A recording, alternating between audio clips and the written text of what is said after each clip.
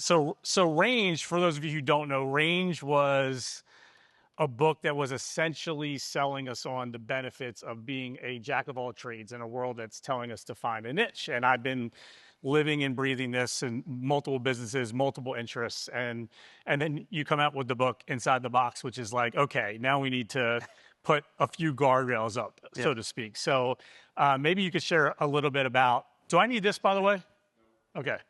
So maybe you could share a little bit about how you came to write this book, and was it in response to maybe some of the loose ends, if you will, from Range? Yeah, that was an excellent catch, by the way. That was Oh, very thanks. impressive.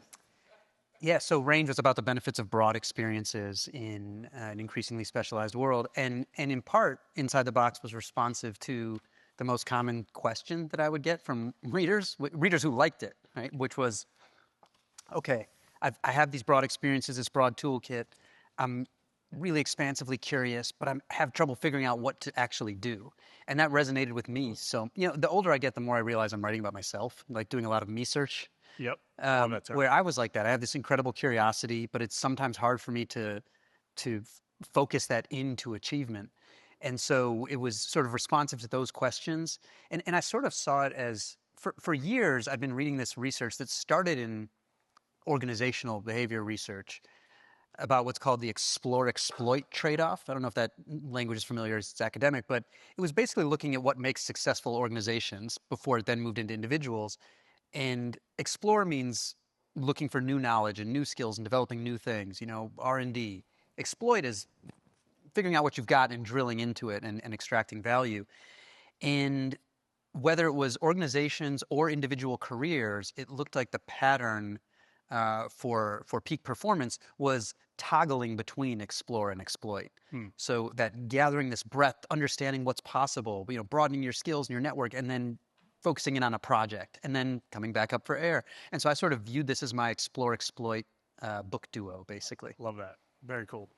So there are a lot of amazing profiles and stories in the book. I think you're going to love the book. I'm going to try to not focus too much on digging on the details of the book, because I'm trusting that you all are going to read it and love it. But I thought I might ask you, as a way to introduce some of your favorites, if there was a Mount Rushmore for people who have best leverage constraints in their work, who would be on your Mount Rushmore?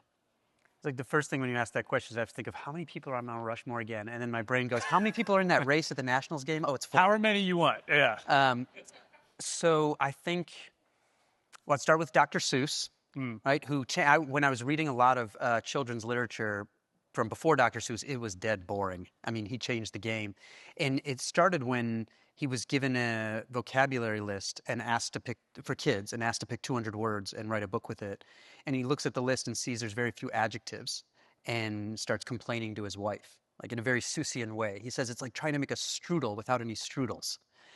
And then he sort of throws up his hands and says, you know what, I'm just going to take the first 2 rhyming words on the list and make a book. First 2 rhyming words, cat and hat. Yep. And because he couldn't use expansive vocabulary, he had to experiment with rhythm and develop that rollicking rhythm he became famous for. That success led a publisher to bet him he couldn't do it again with 50 words, and that was Green Eggs and Ham. Right. And so the psychologists actually started calling this the green eggs and ham effect, this finding in psychological research that blocking someone's most convenient solution leads to their most creative problem solving, basically. So I'd put him there. I think I'd put an important figure in the book, so maybe this is a personal one, but Tony Fadell, who was the lead designer of the iPod, and then he co-founded Nest, and where he forced his team to work inside a literal box. Like, he had them prototype the packaging before the product, because he said, look, if it doesn't fit here, then it's not one of our priorities. Let me put it off till later. I think the Ukrainian military, the things that they've done with their drone industry is outrageous. Like 3 years ago, they had no internal industry, and then China cut off their supply of parts while still supplying Russia, and they were forced to create this incredible internal industry that's now worth tens of billions of dollars and keeping them. They started making drones that are unjammable because they actually have fiber optic cables attached to them, and making calls on social media for like how to source parts. Oh, wow. And so I just think that's been an incredible story.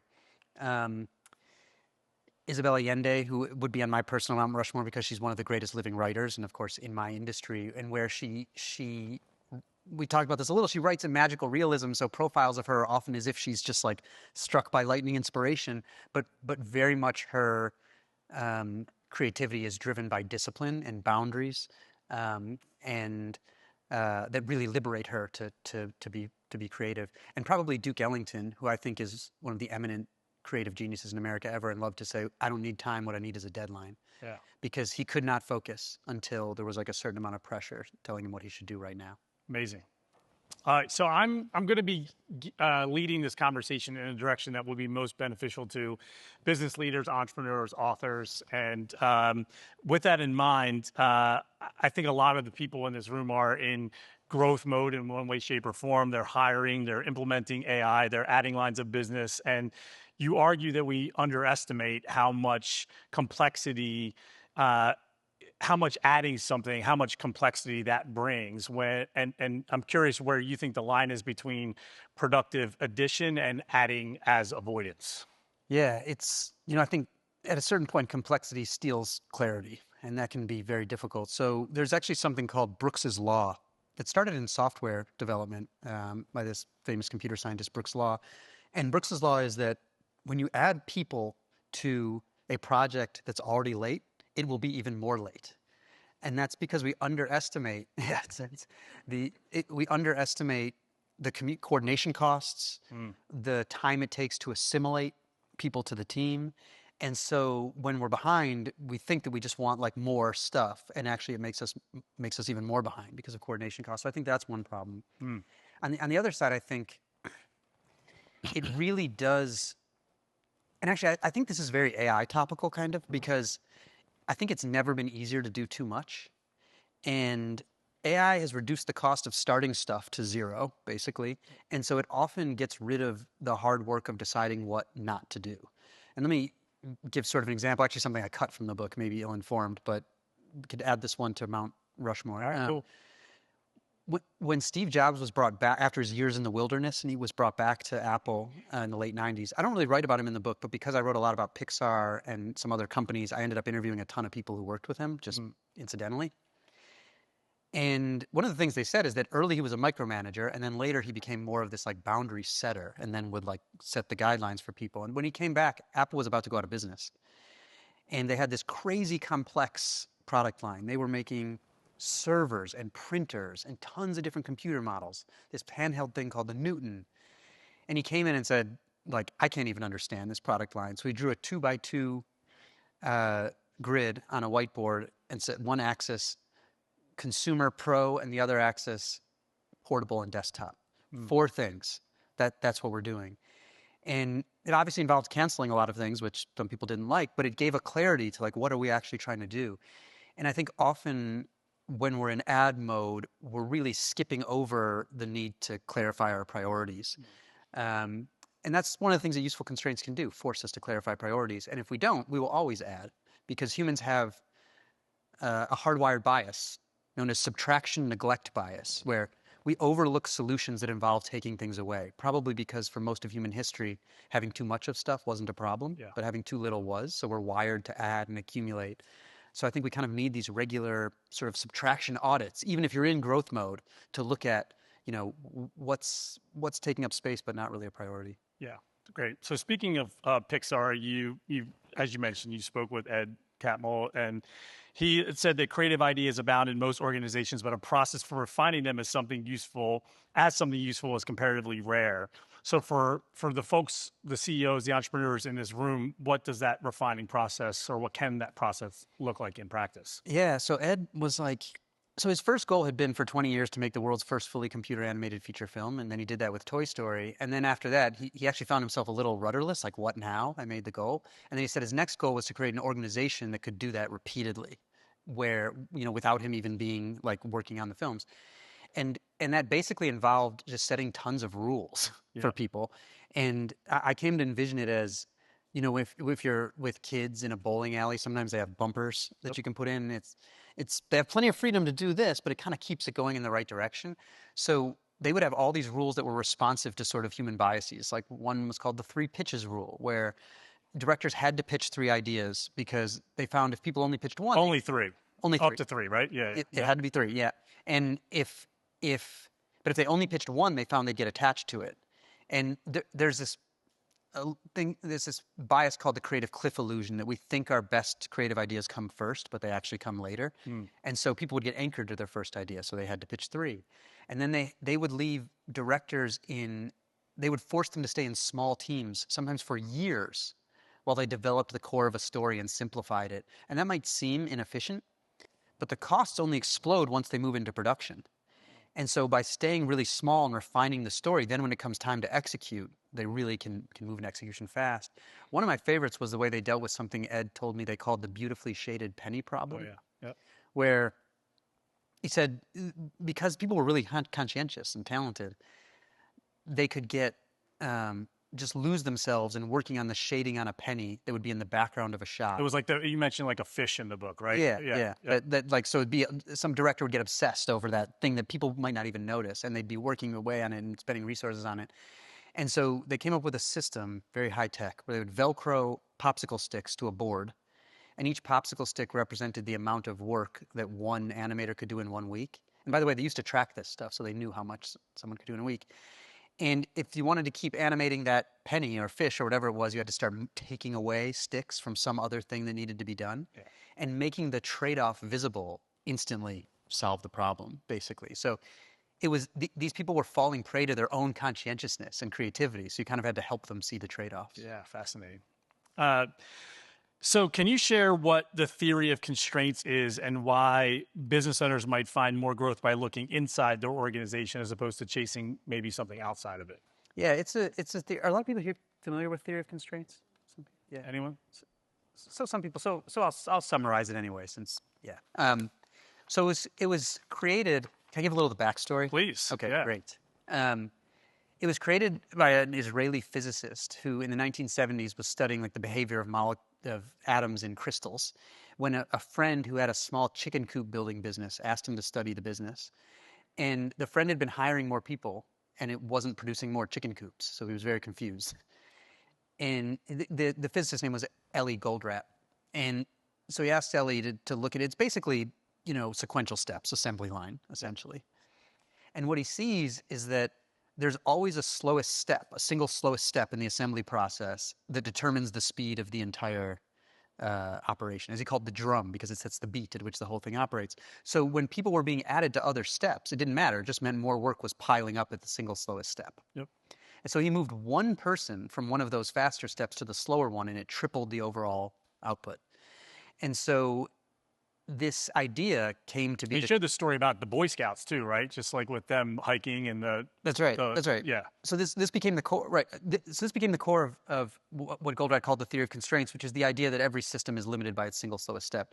And then he wrote about this Boy Scout story where he wrote this to try to expand on the idea. He wrote this bizarre book, this business novel called The Goal, in which a plant manager is in danger of being closed down, and luckily he bumps into his Jedi-like former physics professor, surprise, surprise, who gives him these like Socratic lessons in the theory of constraints, and he starts to see it everywhere. So he takes his son's Boy Scout troop on a hiking trip and sees that some of the kids are fast, but this kid Herbie is really slow.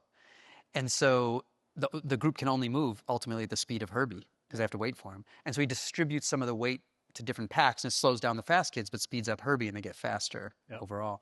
So this strange novel ended up selling like 10 million copies. Jeff Bezos made all his executives read it and hosted a full-day book club on it. It spawned a 1,200-page theory of constraints handbook. And in the foreword, Goldratt says, can I condense theory of constraints to one sentence? I think I condense it to one word, which is focus. If you can identify the bottleneck in the system, that shows you where to focus to unleash all of this productivity you already have internally. And most people aren't doing it. They're adding, resources or power or time and energy at steps that aren't the limiting factor. And so it doesn't make a big difference. Yeah. And of course, this all started in organizational work, but now some of it's moved into individual behavior as well. Yeah, fascinating.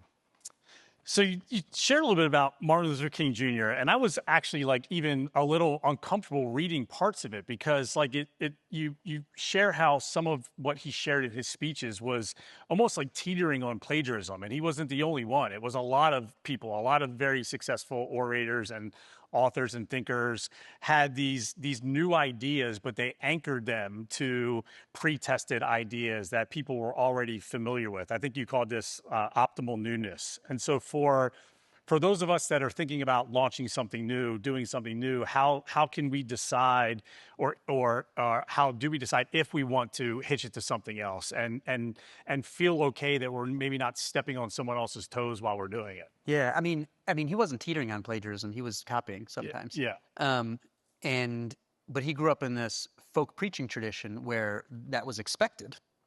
It was like jazz standards, you take them and make them your own. Like the preachers would have him come in and speak almost because they knew he was going to be like directly quoting them. Yeah, he would do a riff on their sermon, but he would add, so what he was doing was taking because what he had to do was appeal to white Christians to join the black call for justice, right? And it was a radical idea in many ways. And it turns out that the more radical an idea is, the more important it is to embed it in things that people already understand. So the greater a vision of change, the more important it is to have a vision of continuity. Hmm. And so he would find things that he knew the audience he was talking to already completely agreed with, that were irrefutable. And then he would attach this new radical element to it. So he would use a rhetorical strategy, sometimes called typology, where you find a certain type through history and you draw a lineage that brings it to the present day, to the person in the audience. So it might be, say, Moses, classic liberator of slaves, to Abraham Lincoln, liberator of slaves, to Gandhi, liberator from colonialism, to Supreme Court, Brown versus Board of Education, liberator of injustice. And then to you, today, here's what you can do to carry on this lineage. And so it starts with these things where everyone's like, oh yeah, can't argue with Moses, can't argue with Abraham Lincoln. And then he gets to you and you're like, oh wait, yeah, like it is obvious I should be doing this. And so he used that strategy brilliantly. So almost everything he did is a combination. Actually, if you go over to the monument, the memorial on the mall, and it has quotes of his etched into the granite. One of them that's very famous is, darkness cannot drive out darkness, only light can do that. Hate cannot drive out hate, only love can do that. The second sentence is his, and the first sentence is J. Wallace Hamilton, another preacher. So it's someone else's sentence. It was his stuck into it. And it's etched into the granite on the mall. Yeah. That's how he worked. But that principle holds. I mean, Shakespeare, by the way, I now realize plagiarized quite a bit too. Yeah. But then he would turn it into his own thing. But it works in design too, right? The reason Edison didn't even close to invent the light bulb, not even close. But he used existing infrastructure to show people that give them a vision of continuity, where he kept the wattage low, so it would resemble gas lamps. He kept lampshades, which you didn't need anymore once you weren't using gas anymore. He used the gas infrastructure that was already in place so that it would be familiar to people when they were being charged, even though that meant he couldn't figure out how to charge people for the first 6 months. So he had to give it away for free. J.P. Morgan and Vanderbilt almost fired him because he wasn't figuring out how to charge. You mentioned that this is why Tesla used their pumps initially, right? So it's why they put the plug in at where the non-existent gas tank is, right? Right. It's this in design. This is called skeuomorphism, where you give something characteristics that indicate its function to people who've never seen it before. That's the reason why the folders on your computer look like old manila folders, right? So if you can embed in the design of things, showing people how this is a continuity of something they're used to, you're much more likely to get them to come along with radical ideas. Yeah, amazing. Thank you. All right, so satisficing for maximizers. You make the case that maximizing by satisficing is a powerful form of constraint setting.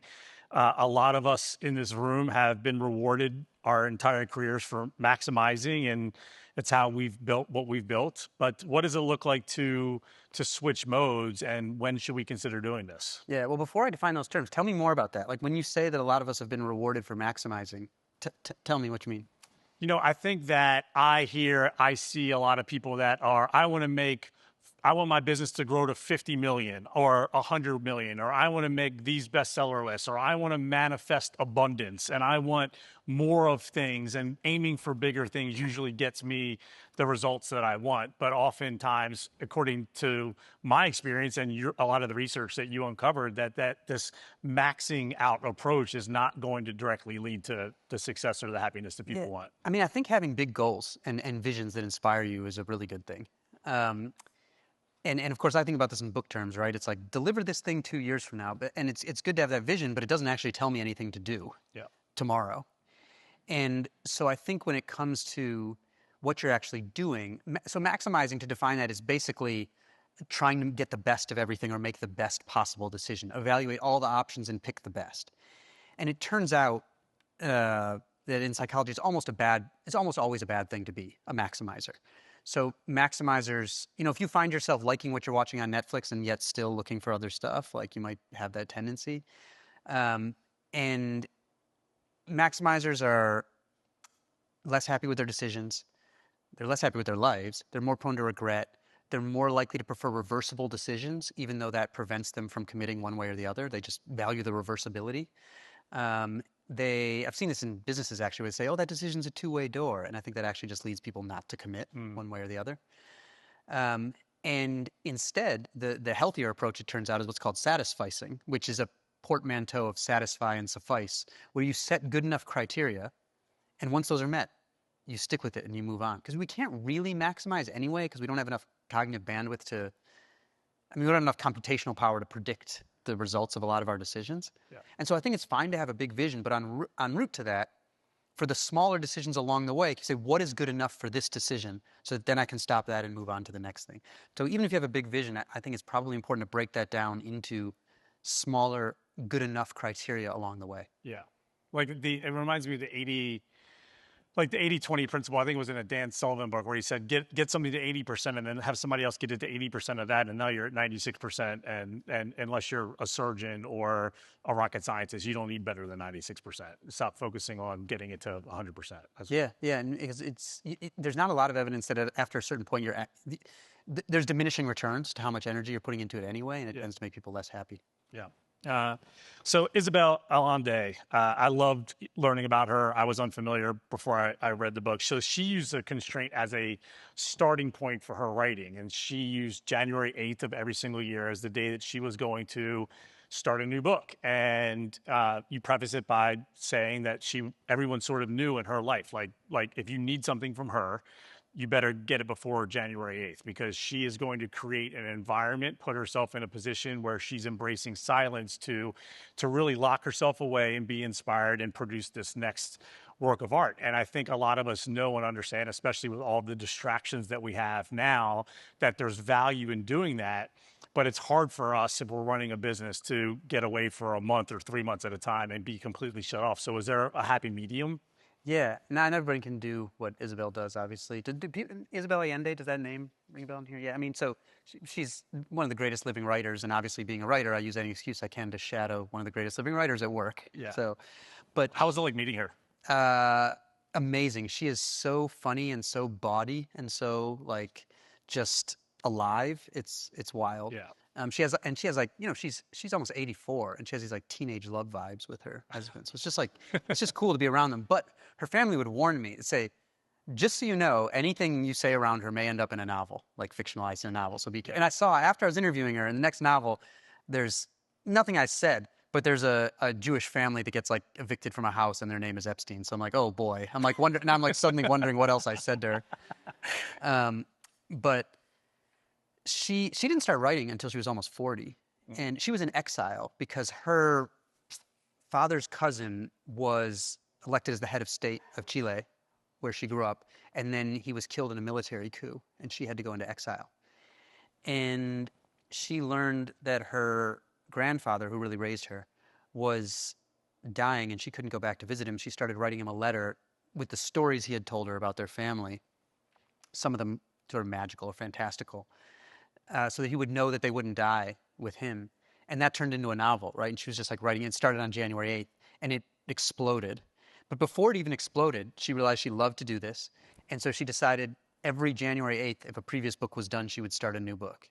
And it became this whole system of rituals where she has this like purifying process of cleaning things out as she gets close to January 8th. And her life turned outward, as she said, starts shutting down. She stops doing as much stuff in the world. People know that they have to get, and she gets into this space that just, and it's same hours every day, right? She like lights a candle to start her workday and blows it out to end the day. There's all this ritual that she now associates with being in the creative mode. And that has led to a best-selling book every 18 months for 43 years in a row. She sold 80 million books. There's a whole room dedicated to her in the Library of Congress, if you want to go see.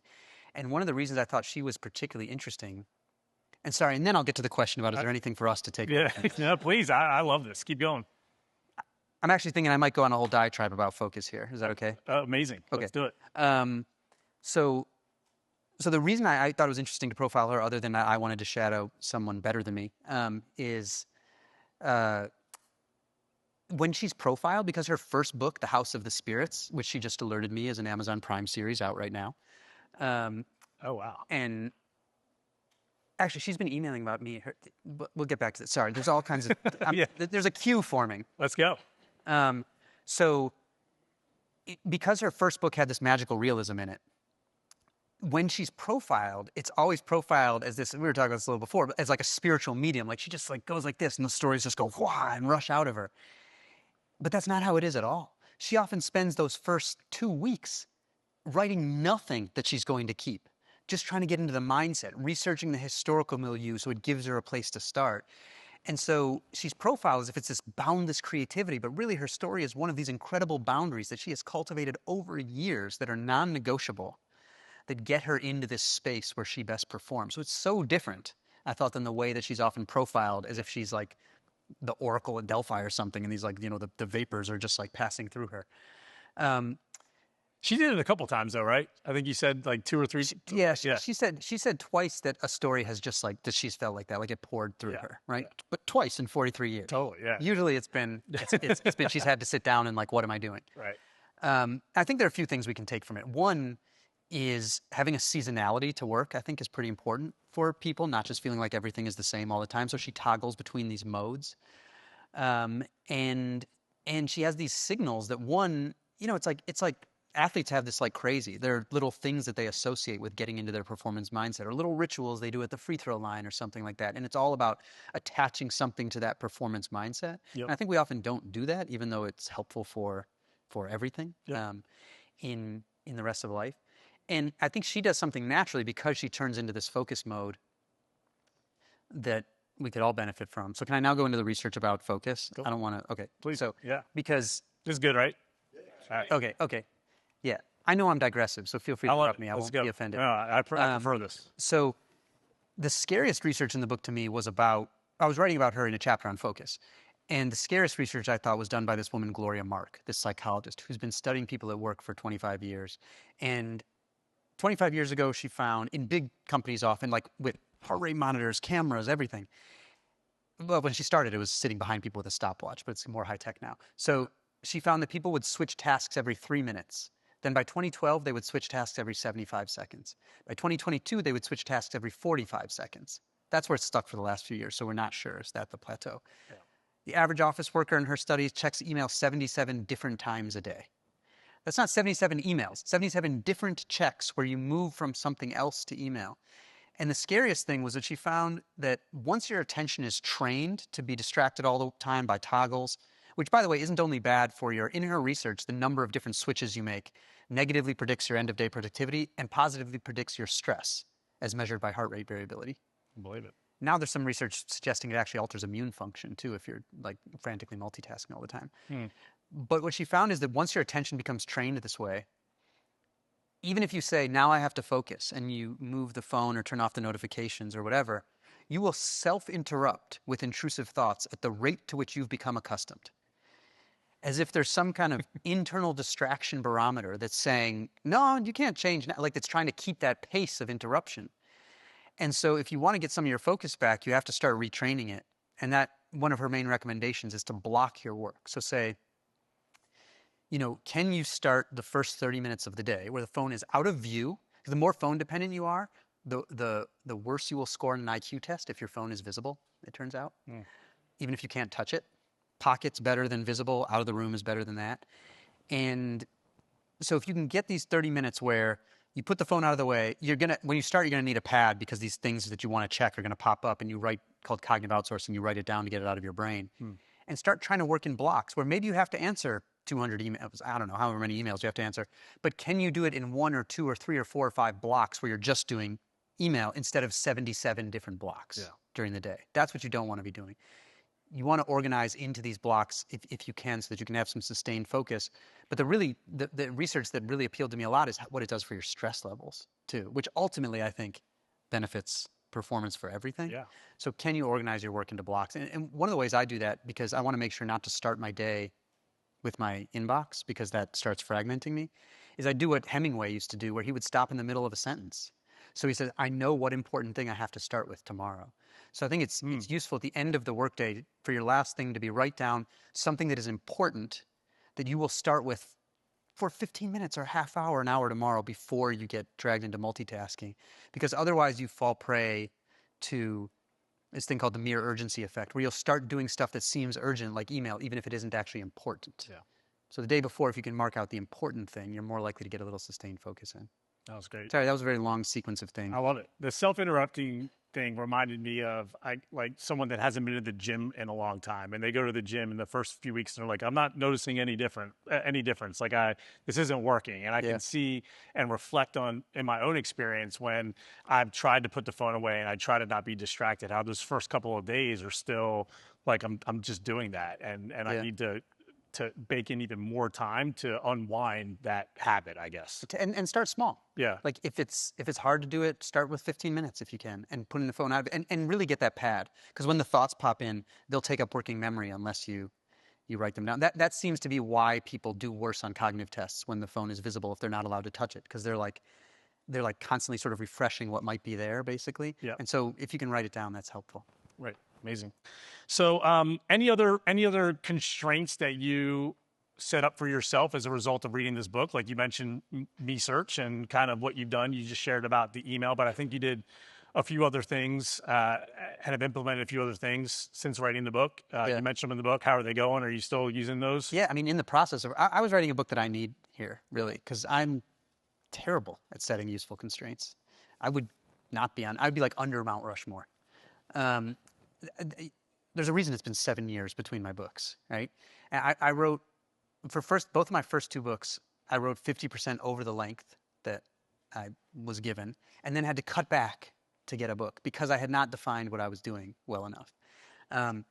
With the first book, I took a trip to Arctic Sweden that I had to cut, right? Once I became a dad. Was that for this book? No, that was for the sports team, my first book. Once I became a dad, I'm like, I can't be taking trips to Arctic Sweden that are not going in the book. Yeah. I think I heard you mention, maybe it was your interview with Adam Grant, that you had it all on one page for this one. That's right. Yeah. So, and I sort of took this. So I repurposed a few things that I learned in reporting. One was that Pixar, you stay in a small team, and then you stay small and define the boundaries. And so then when you move into execution, this is what this Oxford professor Bent Flubier calls think slow, act fast. And it's like the hallmark of successful projects, where you slow down early to set the boundaries and then you can execute really quickly. And so I didn't start writing for a year this time, just interviewing, researching.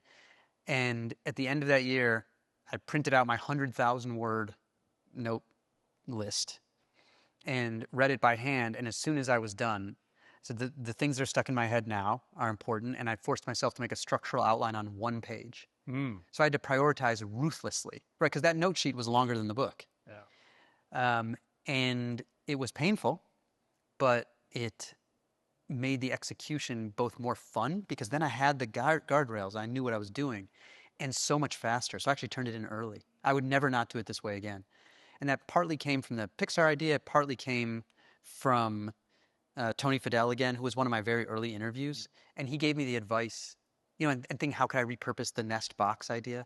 And he gave me the advice that he said, the best advice he gives entrepreneurs, he said, is to write the press release before they start the project. Because it forces you to define, what problem do I think I'm solving? Who do I think I'm solving it for? And it doesn't mean you can't change things, but it gives you a story that's your bounding box. And so I did that for this book. Um, and again, I enjoyed it. I would write that one down. And so Good. I think I would now, I don't know if I'll write more books, but if I want to, I think I would be capable of doing it about twice as fast. Um, yeah, I also implemented constraint. Yeah, I did the Isabel Allende. I use an electric candle, but I started at the beginning of my day and, have it go out at the end. And that, That's cool. at first it's silly, but then eventually it becomes like I don't know why, because I used to think if I just let my competitive advantage was I would let my workday expand into every moment of my life. And obviously, again, once I became a parent, I didn't really want that anymore. But Yeah. I was a Division I athlete and a runner in particular, where one of the main lessons you learn is, oh, I want to go hard every day, and then you learn that's a recipe for disaster, Yeah. and that it's stress plus rest that equals growth. And so now it's really important to me to do that toggling between really focusing hard and then having like a little rest and coming back to it. So there are other constraints I've implemented in my personal life, but I don't know if they're as interesting. So. Yeah. Well, feel free to share if you'd like. So I want to talk about the dizziness of freedom, and you like we could talk about this in a confined way. We can talk about it. I think from a societal level and how we're looking at this. But it was is it Kierkegaard? Kierkegaard, yeah. Kierkegaard, the dizziness of freedom and how too much optionality can be a bad thing for all of us. And I think that we all sort of understand that and agree with it. But I would love to have you elaborate on that a little bit. Yeah, Soren Kierkegaard was one of the founders of the philosophy known as existentialism. And why I thought he was interesting with that phrase of dizziness of freedom was that this idea of having too many options or too much freedom, I think, would be laughable for most of human history. Yeah. Rulers and religions structured people's lives. We didn't have that much abundance. There just wasn't that much choice. But then once a lot of the world started becoming richer, starting in about the mid 19th century, you start to see this actually become a central preoccupation of a lot of like leading philosophers and thinkers. This people are overwhelmed, this anxiety with deciding what to do all the time. There's so many decisions. And Emil Durkheim, one of the founders of sociology in the late 19th century, when governments started publishing statistics on suicide, noted at the time it was thought that suicide was a private psychological problem for an individual. And what he saw was, if that were the case, why do we see these big spikes and valleys all the time? I think it's actually a sociological problem. And he saw that, for example, when a country has an economic downturn, death by suicide goes up. Surprisingly, he saw that when a country has a big economic upturn, suicides also increase if it destabilizes the familiar structures that people are used to. So anything that kind of unmoors us and so we don't know our place turns out to be sort of bad for people. And I think there are a lot of ominous signs that we're becoming overwhelmed with choice now. So, for example, there's psychology research showing that since the introduction of infinite scrolling, people have been getting progressively more bored. And in studies to try to figure out why, there'll be things like people will be randomized whether they get 20 videos they can choose from or one video from that same set of 20 that they have to watch. And they're more bored if they have the 20 than if they have the one. And it seems to be because just the idea that there could be something else you could be doing that might be better ruins your experience of the moment itself.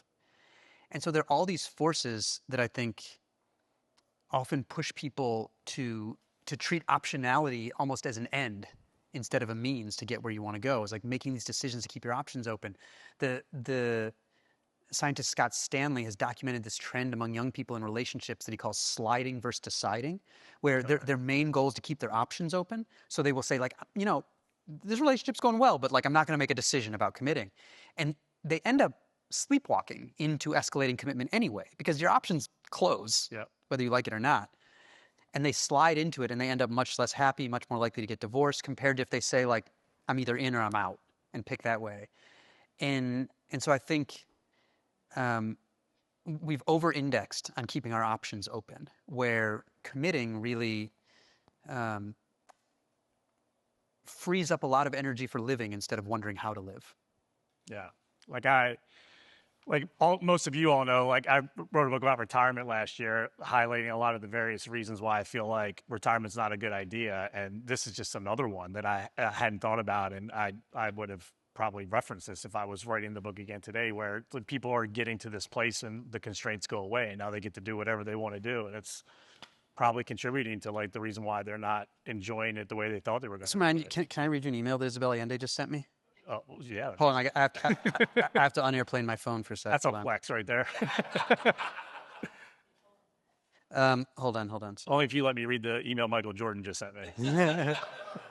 um, okay, hold on. Okay, so I sent her, I asked her if she wanted an advance copy of the book, and it was, in March or something, and she said, yes, but as you know, I can't read it right now. I'm working on a novel. Like, perfect answer, right? Yeah. She can't look at it. And then she emails me not long after that, saying, I'm loving it, etc.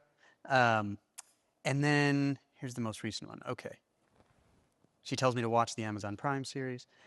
I started a novel on January 8th and gave myself a deadline to finish a first manuscript by the end of March, which is very fast. She says the reason why it chose that short deadline is not important. Okay. I asked her if I could share this, by the way. All right. I missed, yeah, okay, my agent and my brother read it and like it a lot. It still needs polishing, but it's May and I find myself without work until next January 8th. I'm going crazy. I'm getting rid of my clothes, replacing the furniture, walking in circles, reading compulsively, etc. Your book has been an inspiration. I need to give myself a task with boundaries. For example, write a novel set in Lima in the year 1610 about a cowardly Spanish soldier and Inca maid and the Inquisition. Or a story set in 1810 in Ireland about a girl/witch expelled from her village who seeks revenge, maybe in the style of Stephen King. You get the idea. I can't start writing until January 8th, but I can start researching and planning. I have total freedom to do whatever I want, and at my age, 84, I have no obligation to keep writing. This freedom is lethal. Help. Love, your pen pal. And then she sends one other small note that just says, do you have an idea for me? Not the Inca maid or the Irish witch. Amazing. Yeah, like that reminds me of, I guess, some of the restraints that Virginia Woolf put on herself as she was starting to write differently because the times were changing. And yeah, Yeah, I'm never going to shut up if you get me talking about writers. we're good. But I basically, have one question left, and then we'll do some Okay. Q&A. So Okay. we're doing great. Okay, I'll try to keep the Woolf one short. All right. So Virginia Woolf was a really good technical writer, but was writing very traditional things, and she knew they were wrong because the world had changed so much and become complex and globalized, and the novels of her day didn't reflect that. And she couldn't figure out how to get out of that mode that she was stuck in writing. And so she decided to write all these essays defining what the status quo of her day was, and then say, now that I know what it is, I'm going to block myself from doing it. And long story short, she ended up creating stream of consciousness because she defined what were the typical modes of using a narrator and then got rid of them. Yeah. And this turns out to be the pattern in artistic innovation, where what the Patricia Stokes, who's kind of the leading scholar in this area, found that the theme of artistic innovation through history is what she calls paired constraints.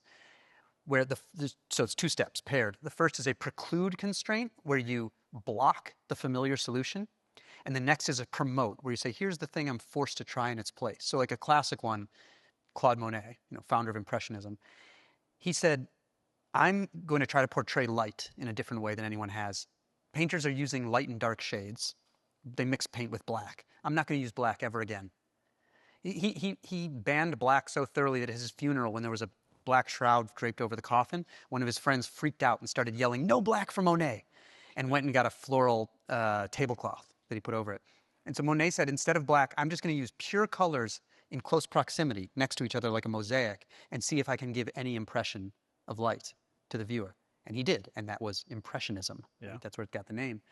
And so that's the system of blocking the familiar solution. It's like the greatest possible creative prompt is to block a familiar solution. So if you say, at this next client meeting, if we weren't allowed to propose the usual thing, what would we propose instead? I'm not saying you have to then do that, but that is like the prompt, blocking the convenient solution that leads people to develop new ideas. I like how you, this will be my last question, then we'll take some questions from you if you have some. The importance of relationships and joining groups as a form of constraint setting. And so obviously a lot of the people in here believe in the power of being around people that have a certain energy, that are showing up a certain way, and it benefits a lot of us by coming here. But are there things that we can do through the lens of constraints to develop and deepen relationships effectively? Have recurring obligations to people in real life. The political scientist Robert Putnam, who wrote the book Bowling Alone. Yes? No? A little bit? Yeah.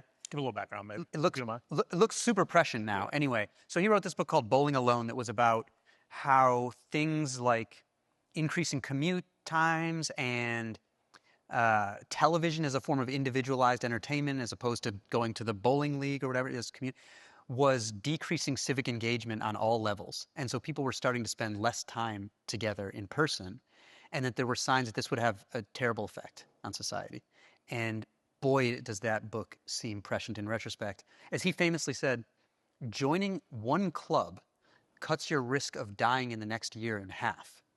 That's a bit of a rule of thumb, but follow-up research that looked at studies totaling 300,000 different participants basically backed it up. That social integration of having a physical place that you have to be and people that you have an obligation to, the effect on mortality is larger than cardiac patients quitting smoking. Right? Social integration is incredibly important. And so for me, I had like individualized my own, once I became an independent writer, I thought the dream was just total autonomy, you know? And I learned there's such a thing as too much autonomy. I know it's a very privileged thing to say, but like I was reading some Russian history, and the Soviet Union tried this in the 1920s, where they gave people individualized work schedules because they thought it would be best for their productivity. And it was a social calamity because people could not sync with each other at certain times. So like I joined a nonprofit board in my community where I have to go to a certain place at a certain time and donate certain amounts of money to a specific cause. I started going to dance meetups, so I'd have embodied experience with some strangers, make some new friends. I joined a dinner and discussion club that meets regularly, just trying to force responsibility on myself again, where I owe things to other people and they owe things to me. And it turns out that network, this like dense network of reciprocal obligation, is really important for human thriving. And it's kind of the antithesis of online existence, right? Where it's this revolving cast of anonymous people who appear and disappear in these never-ending microdramas, right? So I think it's ever more important to have these things that force us to live where our feet are with people that we see in real life. Yeah, wonderful. Questions? Joey, here, let me give you this. There you go, thanks. David, you mentioned that you're a dad. How do you think about constraints from the lens of constraints as a parent, but also constraints that you might be putting on your children to take some of what you learned from the book and hopefully help them build some of these muscles, especially in a world where it seems like the society they're living in is pushing in the complete opposite direction of what it seems like you're advocating? Yeah, and they're not doing well with it, right? If you look at things like the rise of anxiety of young people, like it looks bad, and especially bad for us. Like we're the epicenter of the rise of anxiety of young people. So there are a few practical things. I mean, my son's still pretty little, but one practical tip. So the Harvard study of adult development, which is the longest longitudinal study of health and well-being ever done, followed people from cradle to grave, 86 years. One of the big recommendations was to give kids chores starting in kindergarten, because they develop a sense of the importance of their contribution to the unit. And several years later, they feel greater confidence in their own ability to take on challenges. So your kid may not be in kindergarten, but I think it's, next best time to plant a tree is today kind of thing. So I would do that anytime. I have very limited tech stuff in my house for my kid right now. I don't want him to be a Luddite. At the same time, it is frightening looking at like some of the cognitive testing now that's going on in kids, where I think even pre-AI, I think a lot of we know, so the best replicated research about what helps people learn is in this area called desirable difficulties. Things that make learning hard and sometimes frustrating are actually what make it sticky and good. And I think almost every educational technology makes learning aspects of learning easier. We even know like writing longhand makes people learn better than typing. And so I try to make certain things hard on him, but he doesn't know what's hard, right? He doesn't know any different. Because it's looking to me like a lot of this technology is basically like a GPS, but for everything in your brain. If you only rely on GPS, you don't learn how to get around. That's okay if you always have the GPS, But it's not so good when you're trying to develop your brain to do a whole bunch of different things. So I'm a brain first, tool second kind of guy. Like do your thinking first and then go to the tool. And I also do, I don't know if you'll consider this a constraint or not, but I do. But I try to take advantage of something called the generation effect, which is this really strong finding that, again, it's in the desirable difficulty category, where if you force someone to come up with an answer for something before they know it, it doesn't matter if they're wildly wrong. It primes their brain for subsequent learning when they start learning what the right answer is or getting the information. And so I make my son guess like everything. We read some of New Scientist together every week, and it's above his comprehension level, but he can understand some stuff, and then I'll put it in simpler language when I'm reading it. And if we come to a number or a fact, I'll ask him to guess first.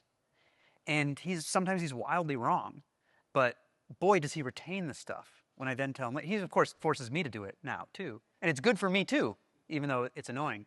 And so I do a lot of that stuff with him, and I try to, I notice around holidays so he's got chores. I notice around holidays where, like, he'll get this flood of gifts and stuff from people or his birthday, and it's cool, but he kind of just, because it shows him a lot of people love him, but he just almost bounces between them, taking inventory. So sometimes I like to take him out in Shenandoah or in Rock Creek and be like, stick and rock. What are you going to do now?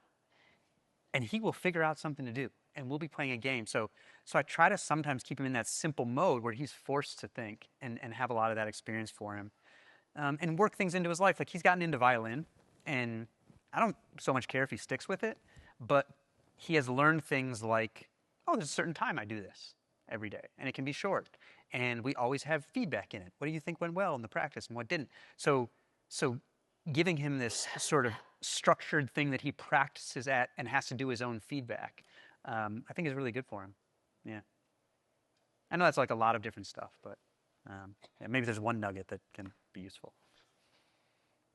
There's some.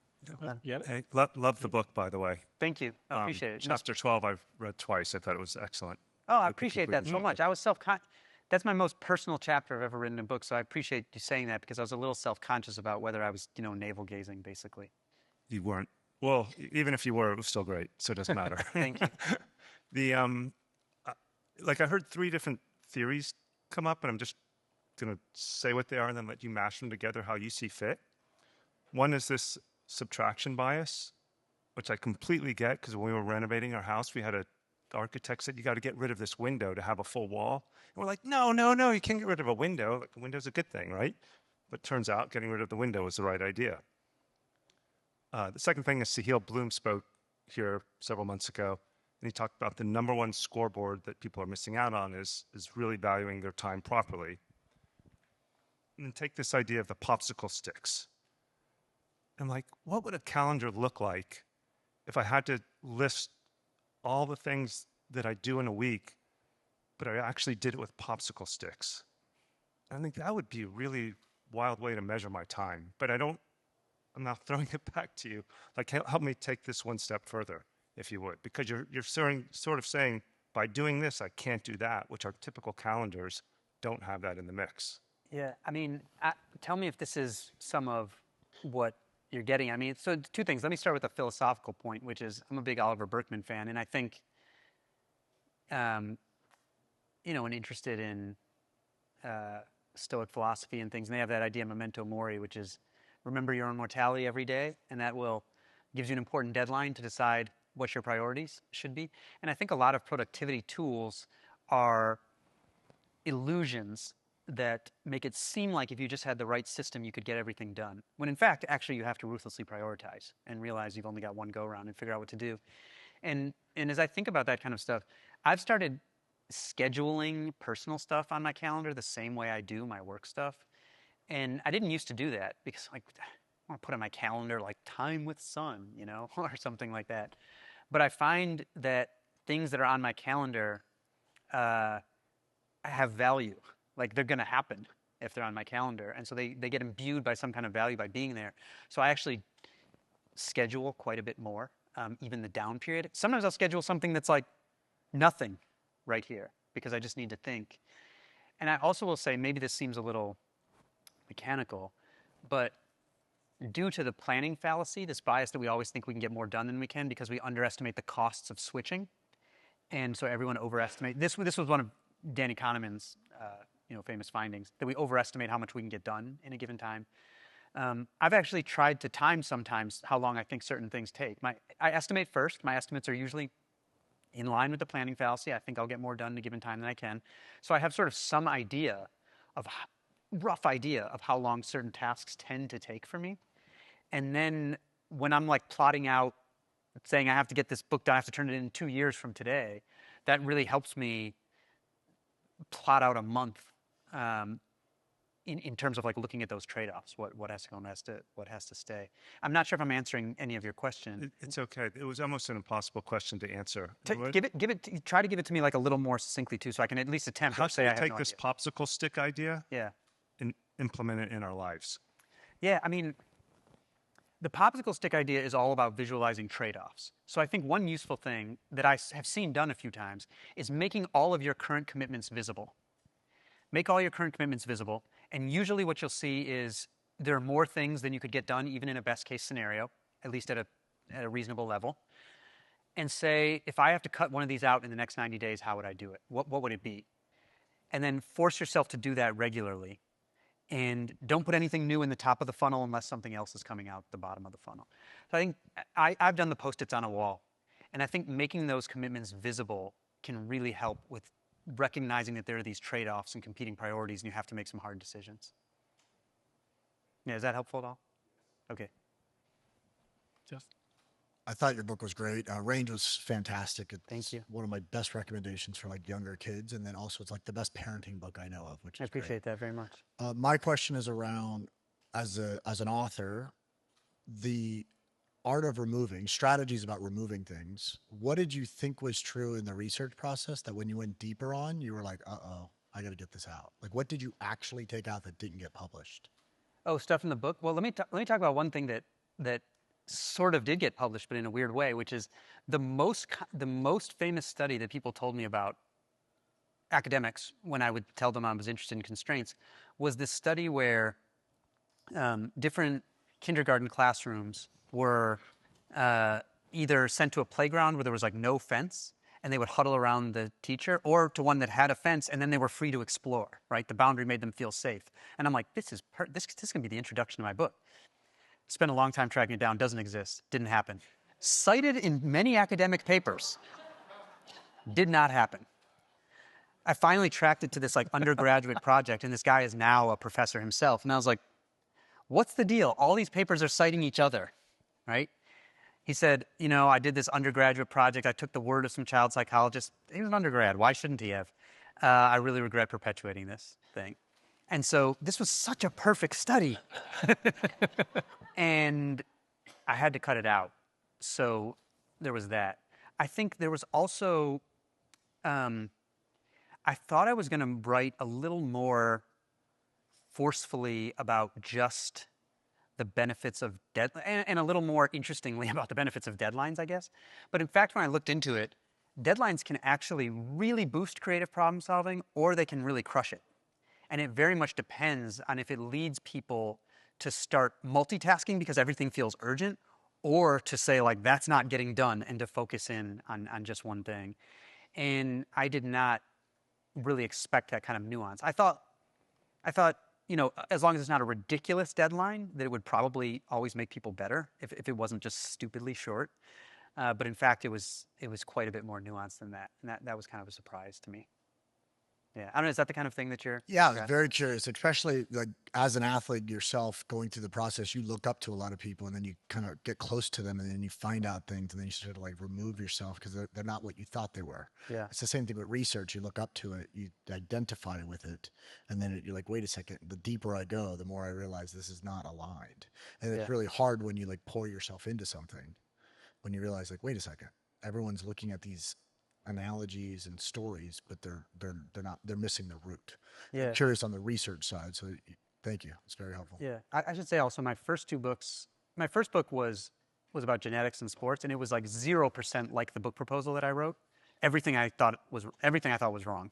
So I had to ask for an extension and like just start over.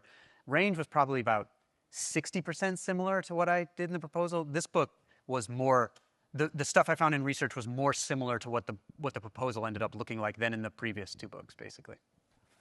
I don't know if I'm developing better judgment or just got lucky. Probably lucky. What reminds me of like I think this was your book. Just how they were studying. It wasn't until they had to start adding their hypothesis ahead of time. Oh, yeah. Right. That reminds me of that. Oh, yeah, yeah. The importance of stating your hypothesis and writing it down ahead of time. And this was... Yeah, it looked like research fell off a cliff, but it just they just That's right. raised the stakes a little bit. There's this thing in science and medicine called the replication crisis, where it turns out that most published research is false. Because when people are not forced to commit to a hypothesis ahead of time, they end up just retrofitting the story to their data. And then there was this was kind of tested where entrepreneurs, founders, were randomized to being trained in the scientific method, where they have to state the hypothesis of what they think their value add is, find a way to test it, and a decision rule. And this was in Italy, and the entrepreneurs who were randomized to that type of training much more often found out that their theory of the market was wrong and pivoted and succeeded, versus the ones who didn't, who just would retrofit the story all the time. So this is another Fidel thing where he was like, write it down. Yeah. It doesn't have to be right, but that gives you something to say, is my worldview here correct, or does it need to be tweaked? So, because otherwise, like, I realize this in a funny way. If you don't write stuff down, you think you're better at predictions than you are. There was a time when I first got to SI, when I was participating in this section that only went to some subscribers for fantasy football, and we had to do a draft. And I thought I was the greatest talent scout. Like, I would have these incredible picks, you know. And then when I started reading research about this kind of judgment flaws, I went back, and because it was in these old issues of SI, looked at my actual predictions. I had forgotten all of my terrible predictions and remembered only the good ones where I had some steel. So I think it's just how our brains work, that we just retrofit to what we want to believe if we don't really record it. Yeah, for sure. I could just listen to you just talk forever, but I have a question that is probably has to do with my own ADD brain. But when you mention focus, I automatically think, oh my God, we're all trying to focus. We're all trying to get better at this. This executive function thing is just kicking us all in the you know what. And in fact, probably 20% of us in the room have ADD and don't even know it, because entrepreneurs tend to go in that direction. So I have to ask you, these constraints. I can't wait to read your book, by the way. It's going to be so amazing. But this constraint thought process, how does that, in your mind, really help people who have a problem with constraints? Yeah, yeah. And if you, since you already think the book's amazing, haven't read it, if you could leave me an Amazon review before you read it, that'd be great. And then just don't go back, whatever happens. I promise I will do. Okay. No, you know, I think that I don't want to claim to have expertise in ADHD, but I think that in many cases, and by the way, there are reasons that ADHD is very prevalent in our population, which is that there are a lot of good things to the distractibility of our brains. And that's for sure true, but it also presents some pretty unique challenges when we moved into the phase of human history where we have to spend hours at a time attending to abstractions and symbolic language and all that stuff. That's very difficult because we're built to be distractible. But I also think that a lot of the traits of people with ADHD are really just more extreme versions of a normal brain. And I think that's the case with a lot of differences. And so I think a lot of the same practices can really help, like getting in some, because you don't want to extinguish, like my brain jumps between ideas. When I was once interviewing a psychologist who said, you know what, you have a flat associative hierarchy. And I'm like, what is that? And basically it just means that you see lots of things as related and you can relate things easily. And so I think using these things like blocking, where you have at least a little bit of time every day where the phone is gone, right? Maybe the internet's off, where you have that pad next to you, where you write down the thoughts that inevitably jump up so that you can have them out. And trying to build that into your day, I think, can be really helpful. Being careful with notifications, right? When I was really trying to focus on my book writing, I turned them all off. And I would often not even turn on my phone at the start of the day. So, did I get a bit of a reputation among my friends for being a bad texter? Yes. Nothing bad came from it. Not much bad came from that, other than their whining. And a lot of good came from it. And so I think, as with any difference, some people just have to be a little bit more, put a little more energy into managing the downsides of that difference than others. But I think that the general strategies and tactics are pretty much the same. Sure. So we just have one more question. Hi, David. Thanks for writing this book. Constraints Maxing probably would have been a better title, I think. I'll ask a question that I don't think anybody is interested in, AI. When it comes to the idea of having like unlimited ability to have no constraints because you can have 6 or 8 or 10 bots working for you, and people, assume AI will free up time, and then they've got basically prompt insomnia from all of the opportunities that you can delve into as you go into that rabbit hole. For you personally, or from others or have heard from, are there specific tactics that allow you to constrain AI and still use it effectively for productivity, whether it be a prompt strategy or an MD file or something that you use to put constraints on what is a powerful and useful tool, but also something that threatens to be very complex? Yeah, tricky question. I wanted to learn about AI, and so I spent a lot of time over the last year with one company that helps other companies implement AI, and took a lesson from what I saw there, which was a lot of organizations were rushing to implement AI all over the place because they're fearful of competition. It's alluring, etc. It's obvious benefits, and they would often end up with this kind of sprawl where, what some researchers are now calling work slop. A huge volume of stuff that may or may not be connected to strategy that has removed the need to do the hard work of saying, what should we actually be doing? The ones that seemed more successful to me, one of them actually literally made what they called a map of the jobs to be done in the organization. And others would really work hard at defining what is the problem and does the tool fit that? And if it doesn't, then maybe we don't use the tool. And the lesson I took from that for myself was, what are my jobs to be done? And what tool fits that? So for example, the most useful AI tool for me ended up being, first one I used, and then I kind of built a little bit of my own version, this thing called Scite.ai, SCITE.ai, where I would upload a scientific paper, and it would create a map of other papers that cited that paper with bubbles showing how cited those papers were. So I could very quickly see what are the most important papers that cite my paper, and then it would try to divide them into confirming or refuting or just mentioning. Pretty decent. 3/4 of the time, I'd say I was right. And then it would make a list where it would show me an excerpt from each paper, how it cited my paper. That was something that I used to do by control-Fing through PDFs for like 10 hours. And this turned it into like an hour of reviewing these things. So that was a specific job that I had well defined for myself, that I had been through many times, that is there a tool out there that can help me with this job? And so I think being a very curious person, I think it was a very real possibility I would just like lose myself talking to AI all day. And so I think that kind of mapping my jobs to be done and fitting a tool to it was important for me. And I took it as a lesson from some of these other organizations that I was seeing. So I think the danger really is that you no longer have any priorities. Like everything seems possible, and so you're not really thinking about how what you're doing connects to the strategy. The one other interesting thing that's a little bit of an aside, but that I saw while I was following this company, was a bunch of the other companies would say, our employees are using the off-the-shelf stuff, whether they're allowed to or not. And some of them felt that was putting the company at risk because they were using these public models and everything. And so some of those that I thought were more intentional about it would say, well, we want people to experiment and come up with things. How can they use this best for their job? But we need to kind of build a walled garden for them and say, look, this is the model we're using. Here's how we're using it. Now go to work. Instead of this disconnected, everybody using it on their own with a public model. So that's a different thing. But I just thought that was interesting and probably wise, because you want to build the guardrails within which people's individual innovation can flourish. Oh, we're doing one more? Okay. Brian Willey. Thank you, David. Thank you. I look forward to reading the book, much like over here. So I wanted to ask about, you said you were a runner. Yeah. So one of the things I think a lot of runners learn, a lot of individual sports especially, is something called resilience.